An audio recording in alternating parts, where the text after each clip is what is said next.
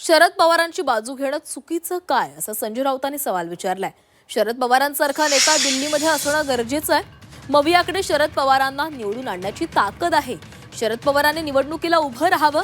संजय राऊतांनी शरद पवार यांच्यावर ही प्रतिक्रिया दिली आहे। शरद पवारांना कुणापुढे हात पसरण्याची गरज नाही। बाळासाहेब ठाकरेंनंतर शरद पवार महाराष्ट्राच्या राजकारणातील प्रमुख स्तंभ असल्याचंही त्यांनी म्हटलंय।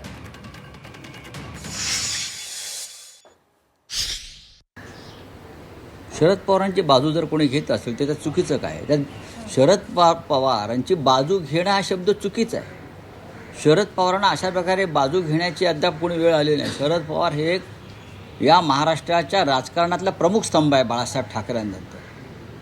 हिंदू हृदय सम्राट बाळासाहेब ठाकरे यांच्यानंतर शरद पवार हे आजही या महाराष्ट्राच्या राजकारणातला एक प्रमुख स्तंभ आहे आणि त्यांच्यासमोर बाकी सगळे ज्युनियर आहेत। सगळे ठीक आहे, लोक सत्तेवरती बसल्यावर त्यांना शिंग फुटतात अकलेची।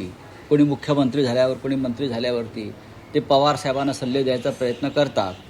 खास करून हे भाजपचे सध्याचे मुख्यमंत्री असतील काय असेल, हातात सत्ता आहे म्हणून तुम्हालाही शिंग फुटलेले आहेत, लक्षात घ्या। नाहीतर शरद पवारांनी केलेलं काम आणि राजकारणातला त्यांचा अनुभव हा प्रचंड आहे। शरद पवारांसारखा नेता सगळ्यांसाठी, महाराष्ट्रासाठी दिल्लीत असणं गरजेचं आहे हे मी स्वतः पवार साहेबांशी बोललेलो आहे। आमच्या दोघांमध्ये याच्यावरती वारंवार चर्चा झालेली आहे। पवार साहेबांची एकंदरीत एकदा अशी मानसिकता दिसली की आता थांबायला पाहिजे।